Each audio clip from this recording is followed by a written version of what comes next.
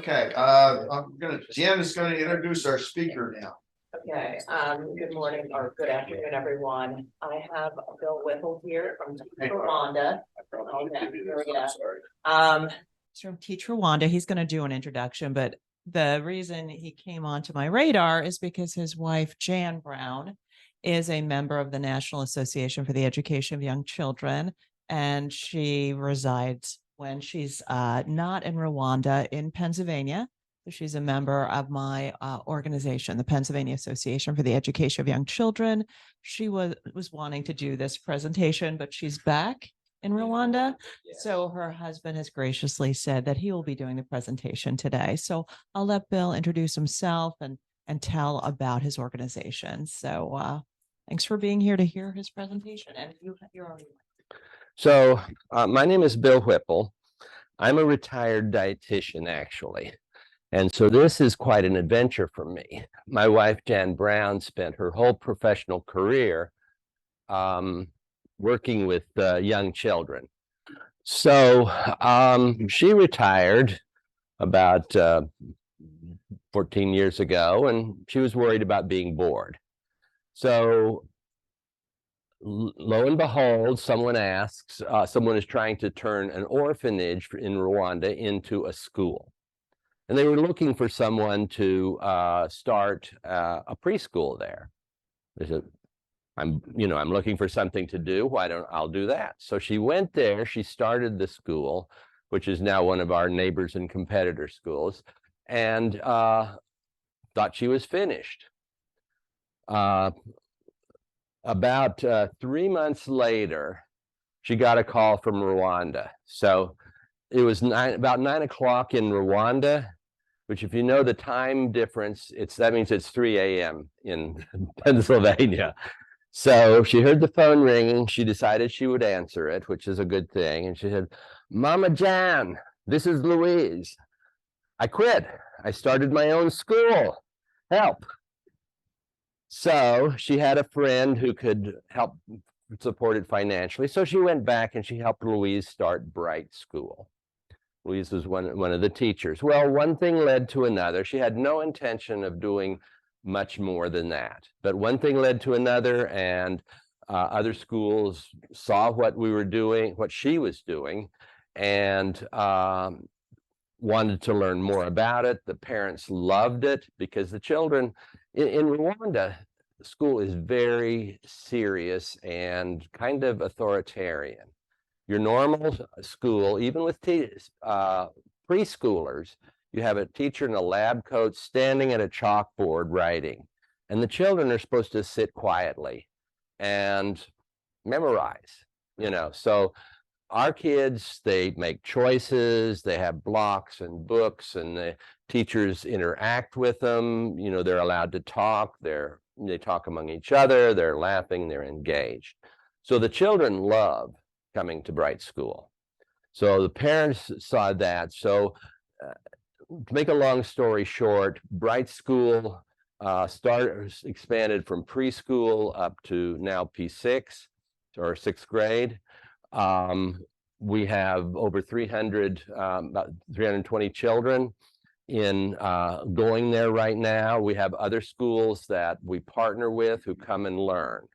And so TEACH RWANDA actually runs Bright School. So we have a place to show people what it's like, because they have to flush that image of the teacher in a lab coat, very strict, out of their minds, so that they can, they don't feel comfortable sitting on the mat with the children, moving around. Anyway, so she's been there. She started, Bright School was started in 2012. So counting her other time, she's been there for 13 years. I retired a year early to go and join her. She was just having too much fun, and it was really fascinating because, you're dealing with people, and this is all new. Rwanda is a country that is building itself up. It's a third world country, and it wants to be a first world country. So one of its priorities is education. They changed their curriculum. So what we're doing is what they're trying to do. But it's really hard. If you've never done it, you've never seen it, you never experienced it. So anyway, that's what we're there for, is to educate people. And to do that, we have a school and we educate children ourselves. So anyway, so this has become our retirement adventure. And so I've been in Rwanda for 9 years. I do kind of whatever doesn't fall onto Jan's plate. You know, she's the education expert. I can't take credit for that. So, but working with administration, with finances, with construction, with projects, team building, you know, management strategies. That's where I end up, you know, doing. And I have kind of a variety of experience. I retired as a dietitian, but I have some business experience. And so, you know, that works out pretty well. So what we do, we have, we educate children, we mentor teachers, and we partner with other schools. So when we partner with schools who want to learn this, and so what the first thing we do an assessment to see what they need, are they currently doing, and usually they have 60 to 100 children in a class and one teacher and no learning materials. So if they're really going to do what we do, that it takes a really big commitment, and it's a financial issue, because if you have 100 kids in a class, you're making 4 times as much money as we are. And especially when you have good teachers, you need to pay them adequately. So our struggle and our challenge is to balance the keeping the fees low and the cost low for students with the need to be sustainable and pay teachers good salaries. So what we've done with Bright School is there's 3 pillars. One is fees that parents pay, because people who can pay should pay. And so 3/4 of our students, the parents pay the fees. Currently, it's about $60 for a 3-month term. That includes, you know, all supplies and porridge every day. One of the things we do, we always have provided porridge, because many of our kids come to school hungry.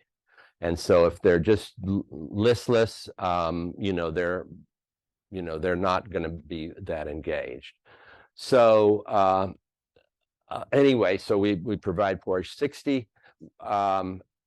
Then the second pillar is our scholarship. And that's what, you know, eventually the school should be sustainability, but we'll always have to raise money for those who can't afford to attend. That's not something that we can ever expect unless the Rwandan government were to take it over and say, this is our responsibility. This is where we will probably always need, you know, to ask for money. And then the third part is income generating projects. So we actually have a grant that's being finalized to build a kitchen and a bakery. The bakery will not only support the kitchen, but it'll bring in income to help support the school. One of our projects, we're finishing a construction project, and we're going to take the extra wood and we're going to build a chicken house. And we have a little bit of extra land right now. Eventually we'll need it for classrooms, but we're growing some of the vegetables for the kitchen.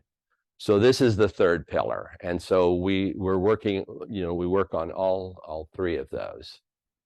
So hope for a brighter future, mentor teachers, vulnerable children, because good education is important for everyone. And if we only, you know, if we don't support kids that are vulnerable, then only the people who get it will be those who can afford it, because it's not free, unfortunately. It doesn't have to be expensive, you know, but it does have a cost to it. So would you like to? So we're a US-based nonprofit and an INGO Rwanda. That came in 2016. You know, she started in 2012. Eventually things developed, and so we became well, we were a nonprofit right away in the US, but we became an international non-governmental organization in Rwanda. And our goal is to build the capacity. And you can see, you know, our kids are reading books. A lot of the books we carry over in our suitcases from here, but we had to count them for an audit, and we have over 1,000, not 3,000 books. So it's one of the unique things about our school. So you can. So why Rwanda? Besides the fact that we just got ended up there, Rwanda is about the size of Maryland, but it has 13 million people in it. So it's the most densely populated, despite the government's efforts at birth control, it's still growing. So 92% of the population live below the poverty line. If you give the poverty line as $5 a day, that's actually a living wage in Rwanda, is a little over $5 a day. So 4.5 years is the average education. Kids, because the school is so miserable, the kids start dropping out in first grade. It's, you know, it's still hard to imagine that. The unemployment rate is officially 18%, but my guess it would be closer to 50% or 60%. We try to keep at least a quarter of our student population to be kids who couldn't afford it. You know, and that's why we have the fund, because if we count on the school to pay for those, then it really cuts into the school's budget, and they end up not being able to do maybe more than 3 or 4 students. We have over 75 now. And another thing, just we have to educate all the teachers that we do. They only have a high school education. You know, for when you're teaching in lower primary, preschool, lower primary, that's all you need. And so, but plus the things they've learned are not the things that they need to do for good education. So, okay, it's okay. So I told you we do assessment. Module 1 is they have to come and spend a day at our school and sit down on the floor with the kids and talk to the kids and talk to the teachers. And then this is after the needs assessment, that module 1 is coming. Second one is for intensive workshops. And so see if this will play. If it doesn't, we have the video separately. Anyway, this is one of our modules. The teachers come together for 4 interactive education days. You'll see that they're engaged and involved in it. These are doing a curriculum web, which you take a subject and you.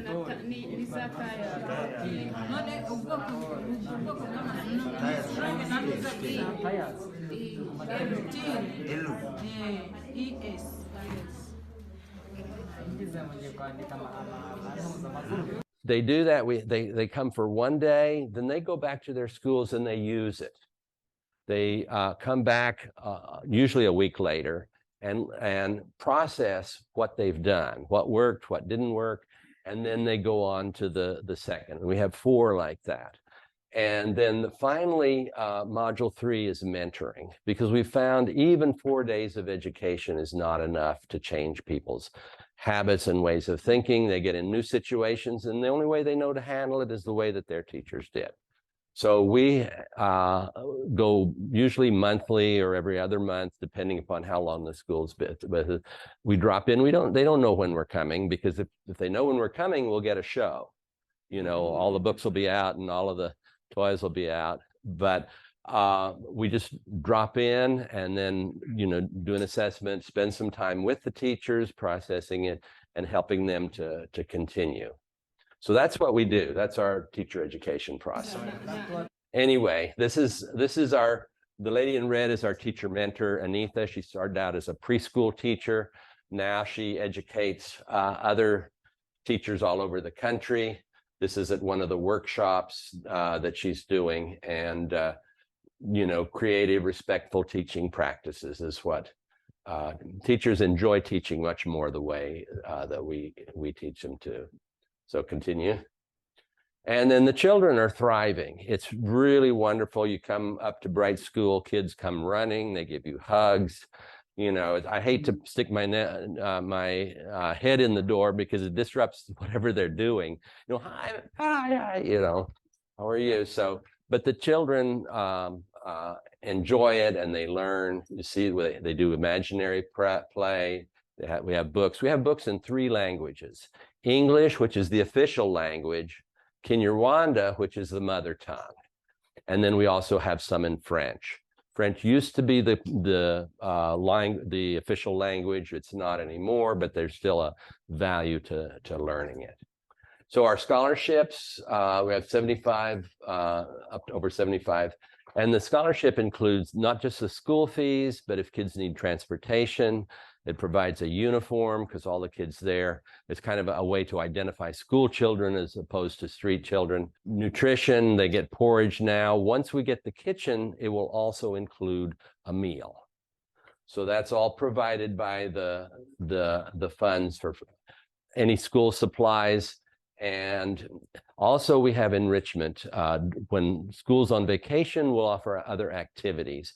And those who can afford to pay for that. It's like a summer camp. And those who can't afford, we send a certain number of them using the Fund to Future fees. So that's what the scholarship. It's not just school fees. So one of the things in Rwanda, students, the key, they think there's an exam at the end of 6th grade. There's also one at 9th grade and 12th grade. And they think that's the measure of good education. And that's what tells them what kind of school they can go on to. So it is very important. It really only memorizes a little bit of, can you memorize? And it doesn't measure, do you know it? Can you use it? Any of the other things. But all teachers were saying, oh yeah, your kid's loving coming to school here, but will they pass the P6 exam? So finally this last year, we had our first class, P6 graduated, we had 12 students, every single one of them passed with good marks. So we were confident, but finally now our staff is confident, the district officials are confident, so that was a big step for us. The other thing, because of the way we teach, we have the first 2 Lego robotics teams in Rwanda. So we're part of the first Lego League. You know, our children learn through doing and problem solving and use their imagination. And that's what these teams are. They develop a robot and they have certain tasks that the robot has to, you know, is to accomplish. So those are 2 of our students, 2 of the ones who graduated, Bisha and Eunice. And as you can see, they made a Ferris wheel there, which is something they've only seen on TV or in pictures, because there are no Ferris wheels in Rwanda. But anyway, they were on the first Lego robotics teams. So continue. So why are we unique? Because we're inclusive and engaging learning experiences. Small classes, 20 in preschool with 2 teachers, up to 24 in primary. Books I talked about. We also have globes, maps, music, puzzles, most of which came over in our suitcases. We buy what we can there, but they're not always available. Some computers, donated computers. We are a nonprofit working towards sustainability. Another thing that's unique about us is that we welcome families. In fact, we require them to come at least once a term and spend at least 30 minutes in their child's classroom, because they don't understand what we're doing. You know, when they come in, they'll say, how can they be learning? They're having fun. You know, like having fun and learning are incompatible. Or they'll say, okay, she's playing with blocks. What's she learning? We'll say, well, there's physics in the balance of the blocks. They're geometrical, so there's mathematics involved. They're working in it as a group, so they're learning cooperation. They're using language skills, you know, and my wife is much better at that than I am, but there's so much learning through the things that they're doing, but it doesn't look like they think learning should look. They think learning should be writing in a worksheet. In fact, we've had parents complain because we don't send home worksheets. So we finally sent home a worksheet. We said, you're a child's homework is to talk with you at night, tell them what they've done in school, to help you do the dishes, to help you in the garden, you know, to find out about what your day. So they're developing their verbal skills and their other skills. So I think that satisfied them. So this is our current construction. We're completing 8 more classrooms. This is the wood that we'll use for the chicken coop. Then, of course, the Fund to Future scholarships and mentoring for more partner schools. On partner schools, we do charge ones who can afford it, but we have some that we do not charge. So again, you know, as long as we have resources to do that, we try to do a balance between getting resources from donors and getting the people in Rwanda to pay for it so it'll be sustainable. What does it cost? Scholarships cost about $600 per student. So that we have to raise about $45,000 each year to do that. Our next project is road access. We have some land and there's some vacant land that's available to purchase, but we do need to have road access. You know, there's some buildings and vacant land close to the road. 4 workshops for 15 teachers and partner schools costs about $1,000 plus you provide a meal and transport. And then 1 mentoring visit to a partner school costs $150 plus transport and food. So,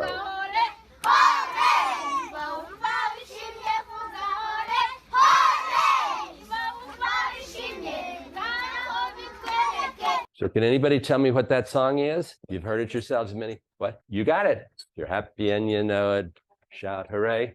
That's what they do. Anyway, so that's our tire climber, which we built from, you know, recycled tires and wood there. And then these are different ways to give. These are 3 of our teachers after our workshop. They really get a lot from the workshops and they're very excited. They're showing their certificates. I think that's all for Teach Rwanda. I do have some information about where we live and stuff like that if you're interested in it.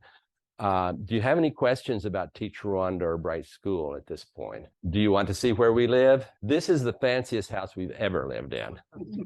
And it's very fancy looking, but things like the plumbing doesn't work well. The kitchen's partly indoors and partly outdoors. The electricity goes off and on, you know. But anyway, it's progress. We also have 3 young Rwandans living with us in there. It's on a dirt road.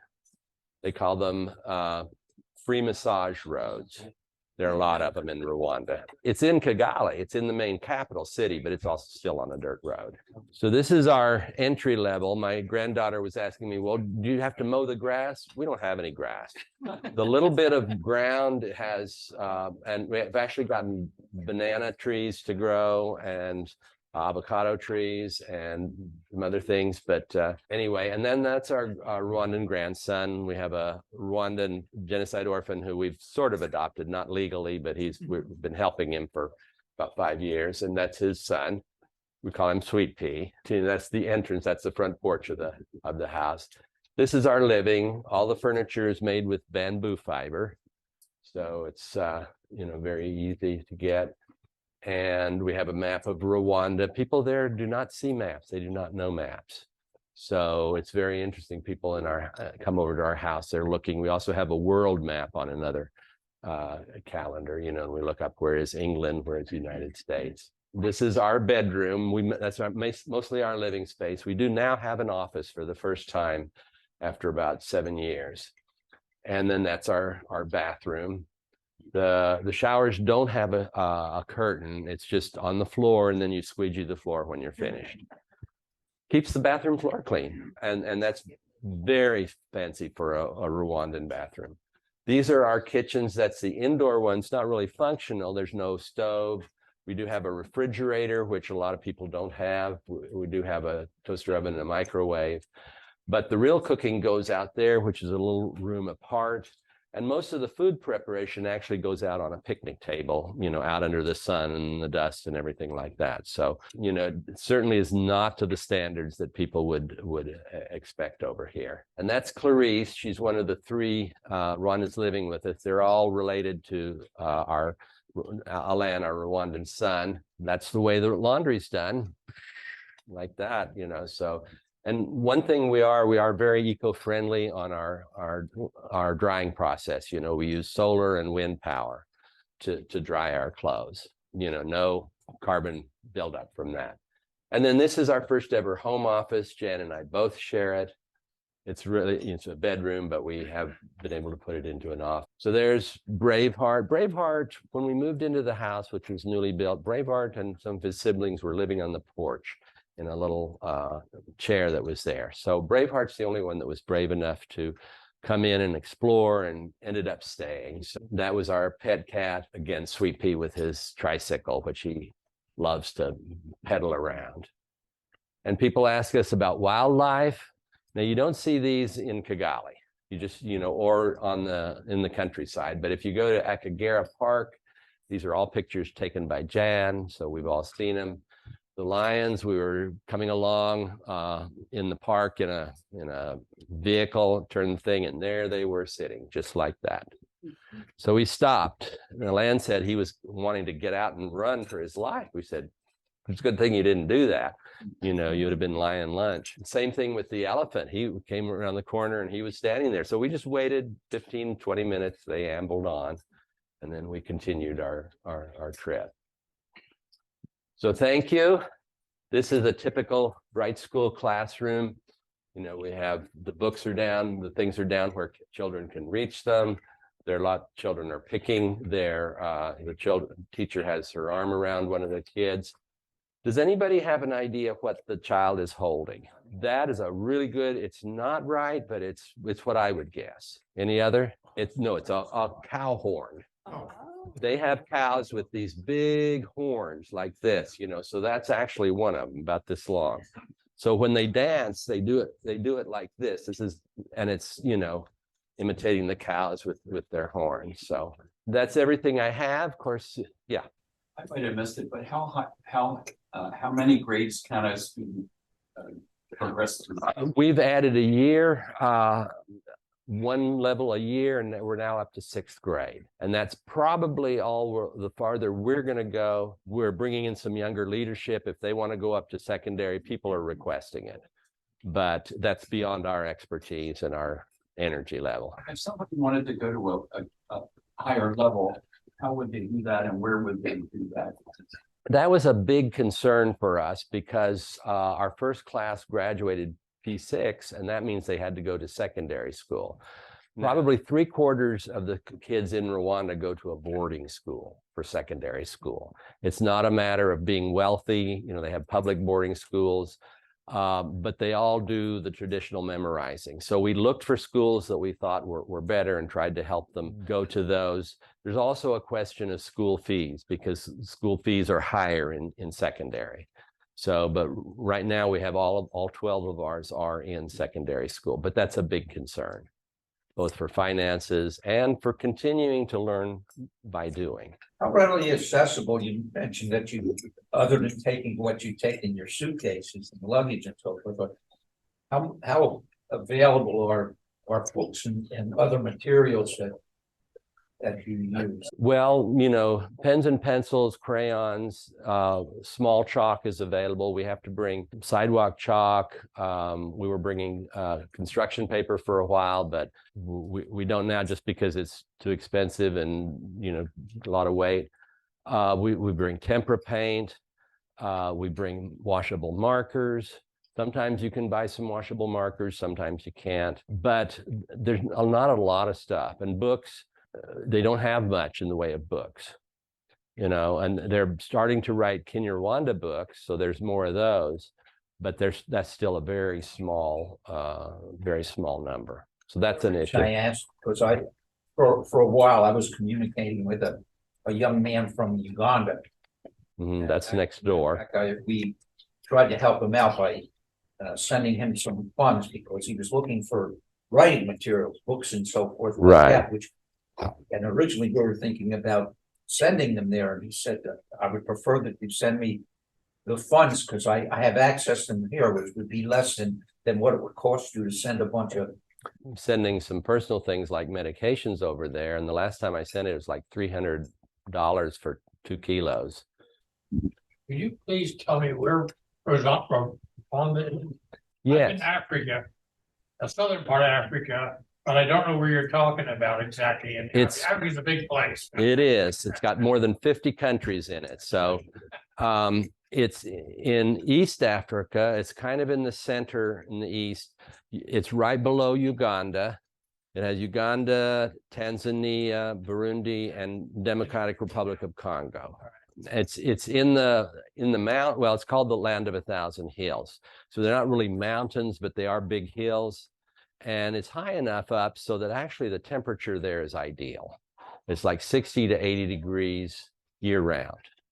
You know, it's close enough to the equator that there aren't really seasons. I mean, there's 2 wet seasons and 2 dry seasons, but there are no cold seasons and hot seasons. So all year round, you can have breakfast on your front porch, you know, in short sleeve shirts, you know. Your place looks pretty well civilized. We were on a safari in South Africa area, Okay. and that was primitive. We went to school there, but they were just mud huts and concrete block building with no windows and that kind of stuff. All dirt. Your place is very civilized compared to what I saw. It is. It is. Well, our goal is to do really good education. You know, there's a lot of education, but I hate to say it, a lot of it is not really providing a lot to the kids. We were tourists, but my wife took loaded boxes of crayons from Phineas Smith, and they Yeah. were so welcome to get that. They had no supplies practically at all. We take a lot of Binney and Smith products with us, the sidewalk chalk and the markers particularly, yes. I was surprised to see a building like you were in. Yeah. Any other questions? Okay, I'll sit down. If you have any others, you're welcome to ask me. I'll be, as a dietitian, though, I can talk and eat. It's one of my professional trainings. Your presentation was wonderful, so thank you so much. We'd love to talk to you afterwards about what we can help. Wonderful. It's 1 o'clock. Should we ring the bell, Bill? See everybody next week.